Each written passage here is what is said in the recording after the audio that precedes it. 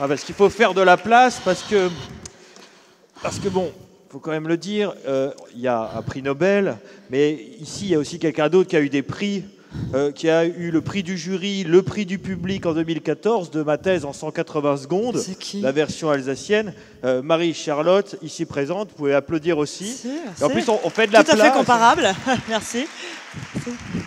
Non, mais parce qu'il faut faire de la place, parce que elle nous a prévu un spectacle, un show exceptionnel, un truc show avec de la pyrotechnie, des danseurs. Non, oh là là, je suis une universitaire, moi. J'ai prévu un PowerPoint avec des graphiques et tout bon ça, là. Ah non, fallait faire un show? Bah ouais, on avait dit que tu faisais du spectacle. Ah ouais, en plus je passe juste après Jean-Pierre Sauvage, alors ça fout un petit peu la pression. Ouais, bon, moi aussi j'ai fait une thèse. Hein. Enfin oui, bon, la comparaison entre le parcours de Jean-Pierre Sauvage et moi s'arrête là. Nous avons une thèse tous les deux. Voilà. Et c'est déjà bien, c'est pas facile de faire une thèse. Hein. Il y a pas mal de gens dans le public qui en ont fait une. Qui a fait une thèse ici? Oh là là, un repère de docteur. C'est pas grave. Pour les autres qui ne savent pas ce que c'est, on va redéfinir ce qu'est un docteur. Un doctorant, quand il fait sa thèse, c'est un chercheur parmi les autres, en début de carrière. Il s'engage à remettre une thèse et à la soutenir. Mais c'est quand même un chercheur. Il paye des impôts, il est même payé pour ça. Hein, donc ce n'est pas seulement un étudiant. Enfin, payé. Pour 69% d'entre eux, hein, seulement. 80% à l'Université de Strasbourg. Merci. Ça fait plaisir d'être valorisé. Hein. Pour le reste, eh bien, ils se nourrissent de science et d'eau fraîche.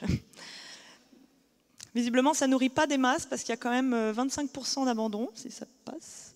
Ouais. 25% d'abandon, quel dommage d'avoir fait tout ça pour abandonner au milieu de sa thèse. Hein. Souvent, c'est corrélé avec le manque de financement, malheureusement. Et c'est d'autant plus dommage que les thésards, ils représentent quasiment un quart des chercheurs en France. Vous imaginez, un quart des chercheurs, du savoir potentiellement, hein, si c'est proportionnel, est produit par des doctorants. Heureusement qu'ils sont là. Alors pour ceux qui n'en sont pas, comment on reconnaît un doctorant? C'est assez simple. 95% du temps, il va mettre du jargon dans une phrase au quotidien. Et il aime beaucoup argumenter avec des statistiques. Si, on aime bien. On est le genre d'invité un peu relou quand il entend dans une soirée ouais, alors moi je trouve que les légumes bio, ils sont quand même vachement meilleurs que les légumes traditionnels. Alors moi je fais ah bon? T'as fait un test en triplicate avec plusieurs marques. T'as fait un groupe bio et un groupe contrôle non bio? Je crois pas. Excuse-moi. T'as des statistiques? Non. Oh là là, ridicule. Un avis subjectif non basé sur des faits. J'ai perdu pas mal d'amis. Mais j'ai gardé des docteurs. Une sorte de clan en ce moment. Et c'est pas notre faute, il faut dire que c'est une sorte de déformation professionnelle. Et regardez les chercheurs brillants qui sont venus vous exposer leurs travaux. Et c'était super compréhensible, mais regardez bien, si on y regarde de plus près. Hop là, une petite formule chimique, monsieur Bernier. Ah, pas pu vous en empêcher, hein. Et ça, hop, un petit jargon placé. Ah, il l'a pas dit, mais on l'a vu, hein, on l'a tous vu. Un bouquin en latin. Désolé, monsieur Gall, mais c'est typique. Combien de fois on a dit des mots en latin ce soir? Que des docteurs qui ont fait ça. Hein. Bon, si vous demandez à un thésard de vous expliquer sa thèse très rapidement lors d'une soirée, il va certainement vous prendre un petit bout de nappe pour vous expliquer extrêmement simplement et de façon très succincte, comme ça, en 5 minutes, les enjeux de sa thèse. C'est à peu près ça. Voilà. Qu'est-ce que c'est que ça? C'est difficile, hein? On dit que je vulgarise pas trop mal, hein, mais moi aussi j'ai mes tares. Hein, regardez, là, hop, une petite référence bibliographique. Ah, ça c'est typique. Comme si quelqu'un dans la salle allait me dire « Attendez, d'où sort ce chiffre ?» J'aimerais refaire l'état des lieux depuis 2010. Est-ce que je peux, s'il vous plaît, avoir la référence bibliographique? Non, personne ne fait ça, mais je ne peux pas m'en empêcher. Vous vous dites « Mais pourquoi? Qu'est-ce qui se passe? Elle a fini sa thèse. Je ne suis même plus dans la recherche. » Mais c'est comme ça, c'est imprégné. Ça laisse des traces, une thèse. Hein. Je veux dire, physiquement, ça se voit. Hein. Les docteurs, je peux vous repérer, hein, ça se voit. Hein. Ça, c'est moi en première année. La joie de vivre. L'enthousiasme. Une certaine beauté, vous pouvez le dire. Ah, j'étais bien. J'avais des objectifs. Je rentrais en thèse, j'avais une bourse au mérite, j'étais bien, j'ai toujours été bonne élève. Je me suis dit, moi, avant la fin de ma thèse, Je publie dans une grosse revue scientifique, un Nature, un Science, peut-être plus, peut-être 3, qui sait. Presque. Je sais, ne mentez pas les docteurs dans la salle, vous êtes tous dit en commençant votre thèse, oh, je cracherai pas sur un petit prix Nobel. Ah, il y en a 4 à Strasbourg, pourquoi pas moi, hein? Puis après, la deuxième année. Plus 5 kilos, début de la désillusion, un peu de dépression, des résultats qui donnent rien. Bon, les objectifs changent. Hein. Non, je suis peut-être pas faite pour être chef de labo. Non, puis j'aime trop la paillasse, hein. Écrire des rapports pour avoir de la thune. Non, c'est pas pour moi. Ah, je vais peut-être être maître de conf. C'est bien maître de conf, et on est au proche des élèves, on continue à faire des expériences. Même à Dijon, merde. L'unité de Turcoing, je veux dire, je veux moi un poste. Puis à la 3e année. Ruinasse. Non, mais regardez ça. Là, c'est le désespoir total. Hein. Les résultats attendus sont complètement décevants. Vous cherchez un financement pour une 4e année, vous n'en pouvez plus, vous travaillez comme un dingue. Et puis là, l'objectif, vous voulez juste un job. Pitié, j'espère juste que je vais trouver un emploi. Vous regardez les annonces du McDo quand même. Hein. Vous en êtes là, hein. Vous flippez. Hein. Non mais regardez, ça va pas? On dirait une pub, là, une espèce de prévention contre la drogue. Oh là, j'ai quand même mangé. Hein. On dirait que j'ai plus mangé que Barack Obama en 8 ans de présidence des États-Unis. Ok, une thèse, c'est pas si terrible, hein. Mais c'est fatigant. Pourquoi c'est fatigant? Parce que la thèse, vous vous prenez en pleine gueule toutes les réalités de la recherche. Vous aviez un peu idéalisé hein, cette recherche, et vous vous rendez compte qu'il va falloir publier. Je vous rappelle que la recherche, c'est répondre à une question. Personne n'a encore la réponse. Donc il faut que ça soit original. Il faut publier pour prouver que vous avez bossé. Du coup, si vous passez 6 mois à extraire la cellule du fond de la queue du rat, mais que vous n'y arrivez pas, ça ne compte pas. Si vous passez à peu près 1 an dans la Creuse à faire des fouilles archéologiques et que vous ne trouvez rien, ça ne compte pas non plus. Pire, vous avez enfin réussi à extraire votre cellule. Vous faites votre protocole, tout marche bien, ça confirme vos hypothèses depuis le début, c'est dingue, vous avez un papier. Là, il est là, le Nature, dans vos mains. Mais seulement, il y a quelqu'un d'autre qui travaille sur le même sujet que vous, mais il publie avant vous. Ça ne compte pas non plus. Pas mal de dépression en thèse. Hein. Bon, attendez, c'est ce qu'on appelle le publish or perish en sciences. C'est dur, hein. Vous pouvez avoir bossé, des fois ça marche pas. Hein. C'est dur parce que ça en décourage certains. Sur les 14 000 docteurs qui vont sortir en France par an, à peu près entre 400 et 500 à l'université de Strasbourg, sur ces 14 000 docteurs, il y a un tiers qui abandonne la recherche. Quelle tristesse, toutes ces années d'études pour ne pas faire le boulot pour lequel vous étiez destiné. Sur ceux qui restent, vous en avez 28% qui partent dans la recherche privée. Ils ont senti un truc, là, ils partent tout de suite. Et pour les autres, ils continuent, ils s'acharnent. Plusieurs CDD, hein, c'est pas facile. Hein. Et au final, environ 1300 postes. Oh merde, 1300 sur 14 000, ça fait 1 sur 12. 2 survivants sur 24, ça vous rappelle rien? Attendez, à 34 ans en plus, le premier poste. Hunger Game. Non mais regardez vos profs de fac avec respect, hein, parce que vous vous rendez compte comme c'était dur d'en arriver là? Mais c'est pas un poste qu'il faut leur donner, hein, c'est un totem Koh-Lanta. Hein. Ah, moi je dis bravo. Non, je dis bravo parce que moi je fais partie du premier tiers qui est parti tout de suite. Non, je trouvais que c'était pas assez bien payé, trop précaire. Donc maintenant, j'ai dit non, je suis intermittent du spectacle, c'est...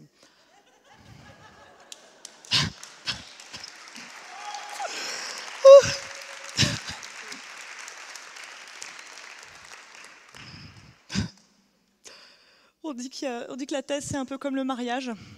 Tous ceux qui ne sont pas encore dedans, ils veulent absolument y rentrer, et quand on est dedans, on prie pour en sortir le plus vite possible. Ça, c'est à cause de l'image qu'on nous vend, la journée des masters, tout ça, on dit ouais, c'est génial, la recherche, tout ça, on est tous complètement enthousiasmés. On a des attentes qui ne sont pas du tout conformes à la réalité. On se dit, bah, au début, on va aller sur le terrain, ça va être génial, les océanographes, ils se pensent déjà de nager avec les dauphins tous les mois. Non, la blague, ça, c'est 1 fois par an, grand max. Tu vas lire du papier. Hein? Vous écoutez ce qu'a dit Jean-Pierre Sauvage? Il faut lire, il faut lire, il faut lire. Sauf qu'au début, c'est chiant. Hein. Quand on a 22-23 ans, on a envie de faire des manips, bon, bah voilà, on se passe notre temps à bouquiner et à étudier des données. C'est le monde de la big data, donc on passe des heures devant des tableaux Excel. On s'imagine que trouver quelque chose, on passe devant un microscope, on fait « Oh, mais c'est dingue ça! Eureka! J'ai trouvé !» Non, pas du tout. Non. Vous élaborez des protocoles que des fois personne n'a mis au point, vous les améliorez, c'est extrêmement difficile, 9 fois sur 10, ça ne marche pas. Ça met vos nerfs à rude épreuve. Hein.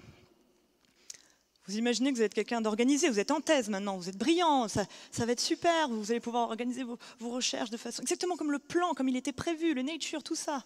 Puis vous vous laissez complètement déborder, complètement. C'est une authentique photo de ma paillasse. On se demande pourquoi ça n'a pas marché. Alors on se dit, premier salaire, eh ouais, on va plus passer nos week-ends à réviser, plus de contrôle continu. La blague, non, le week-end, tu es au labo. Tu es au labo le soir, tu es au labo tout le temps. Sur le contrat, il y avait marqué 35 heures, on y a cru. Hein. Bah non, non, c'est public, je suis repériche, attendez, l'horloge tout le temps, tic-tac, on y est tout le temps. On ne profite pas de notre salaire, donc c'est pas mal, on a des économies en fin de thèse, ça a du bon. Et regardez, c'est pas l'américaine, ça.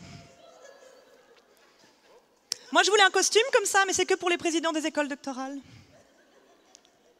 Hein, Madame Florence, ça vous manque hein. Attendez, on n'a pas rien quand même. On n'a pas le costume, on n'a pas ce chapeau, somme toute ridicule, mais très honorifique, qui m'a manqué. On a une écharpe. Pas n'importe quelle écharpe, une écharpe aux couleurs de l'identité visuelle de Strasbourg. Ils ont eu un prix aujourd'hui, hein. Attendez. Je suis très fière, je la porte souvent. Il faisait 40 degrés ce jour-là, vous vous souvenez? J'étais contente de ne pas avoir de costume finalement. Et les attentes, bah, vous dites, attendez, moi j'ai fait 8 ans d'études, c'est le plus haut niveau de l'université, je suis un troubleshooter, je peux répondre à des questions, personne n'a eu la réponse, vous imaginez qu'on va s'arracher vos compétences. Et vous dites, forcément, je vais quand même gagner un peu de thunes. Attendez, c'est sûr, et puis bon, si vous ne choisissez pas les CDD post-doc, voilà. La réalité vous tombe dessus. Ma conseillère Pôle emploi m'a dit, on ne peut rien pour vous. C'est véridique. Cherchez vous-même. Vous avez l'habitude de chercher, je sais pas. J'ai l'habitude de ne pas trouver, moi, perso, donc un peu une petite dépression. Bon, s'il y a des doctorants dans la salle, c'est pas grave, hein. Il y a quand même des plus. Il y a pas mal de plus. Si, quand même. Oh. Vous avez un salaire médian après 3 ans qui est égal à 2200 € net par mois. Ça va. Normalement, sur le reste de la population, tout diplôme confondu, tout âge confondu, c'est un peu plus de 1700 €. Pour tous ceux qui sont allés à l'université parce qu'ils n'avaient pas les moyens de se payer une grande école, bravo, vous avez réussi votre ascension sociale. C'est pas Broadway, mais c'est bien, moi je suis contente. Bon, s'il y a des matheux dans la salle qui disent « mais c'est pas proportionnel avec un produit en croix au niveau d'études », oui, mais quand même, c'est pas grave, parce que finalement, vous avez la classe, vous avez le plus haut diplôme universitaire. Vous pouvez dire oui, alors pendant ma thèse, sympa à placer, oui, je suis docteur en neurosciences. Bon, les gens ne savent pas ce que c'est. Hein. Ils vous demandent une ordonnance, ils n'ont rien compris. Mais c'est pas grave. C'est quand même classe. Quand il y a un malaise et quelqu'un dit « Oh mon Dieu, il y a un docteur dans la salle », vous pouvez faire « Oui, je suis docteur en théologie. » Je peux faire un... je sais pas... Parce qu'il faut préciser, hein, moi ça m'énerve, hein, toujours docteur, c'est docteur en médecine non, et doctorat dans plein d'autres matières, et c'est bien de le rappeler. Vous êtes rationnel, vous pouvez chercher les infos à la source, c'est inestimable. À l'heure des fake news et des grands n'importe quoi sur Internet, vous pouvez directement aller sur la publi et sortir les chiffres originaux sans passer par un intermédiaire qui serait un peu anti-vaccin ou complotiste ou créationniste. C'est très à la mode en ce moment. Et ben vous pouvez le faire, et ben ça c'est bien. Okay, vous pouvez toujours argumenter avec des chiffres. Vous perdrez aussi pas mal d'amis au passage, je vous le dis. Et enfin, vous êtes acteur de la science et de la diffusion du savoir. Non seulement on produit de la science, mais en plus, comme pas mal d'intervenants ce soir, on peut la partager. Et ça, c'est cool. Vous vous rendez compte que la culture scientifique, elle part un peu en cacahuète. Hein. 40% des Américains pensent que la Terre n'a pas plus de 10 000 ans et qu'il n'y a pas eu d'évolution. Hein. Ça fait peur. Hein. Et en France, c'est encore 9%. Il y a du boulot. C'est bien de partager ce que vous faites. Je vous félicite. En plus, en 5 minutes, c'était pas facile. Oh, je vous félicite bien de partager avec le commun des mortels. Alors je sais, vous vous attendiez à un truc un peu un show, quelque chose d'un peu plus dynamique qu'un PowerPoint. Alors je me suis dit que j'allais peut-être vous faire une petite chanson, une chanson pour tous les doctorants. Je vais faire un peu d'ombre à Marie Bochelaine. Désolée. Alors j'avais prévu une chanson sur l'air d'une chanson de Céline Dion. Ouais, bon, j'ai pas un doctorat en musicologie. Hein. Non, mais je plaisante, je ne sais pas chanter, alors j'ai fait une chanson sur Carla Bruni.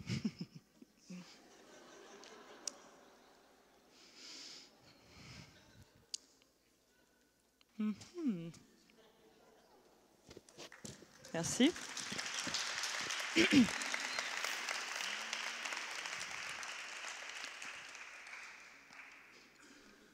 Un guitariste, c'est incroyable. Soyez clément.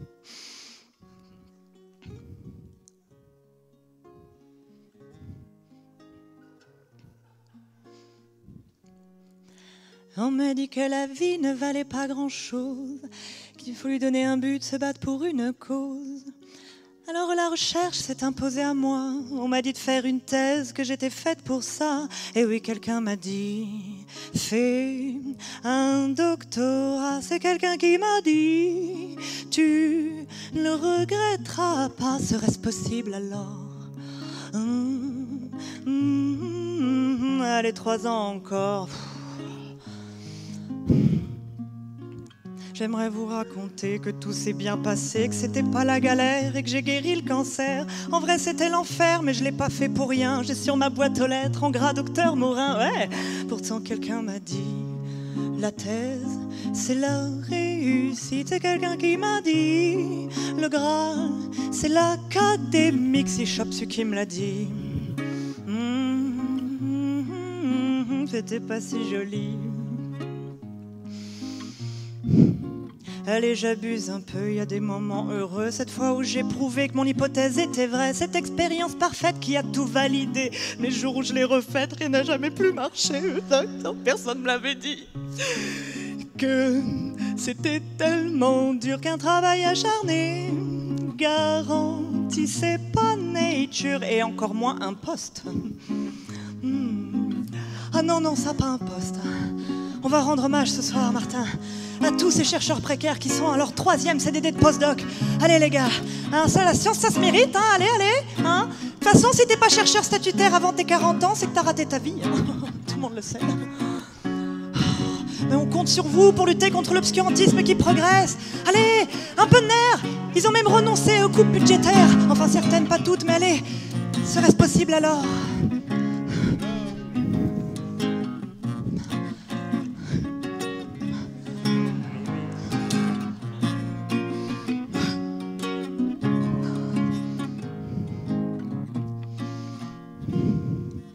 Les conditions de travail sont peut-être pas optimum. Étudier la nature, analyser les hommes. On pourrait dire ce qu'on veut, c'est un métier unique. Faut juste pas dégoûter les jeunes des voies académiques. À vous les doctorants, cerveau pas cher et brillant. Sachez que c'est grâce à vous que les labos tournent encore. Et ça vaut de l'or. Et ça vaut de l'or. On vous aime les docteurs, cœur avec les doigts. Vous êtes là pour l'université, merci. Merci.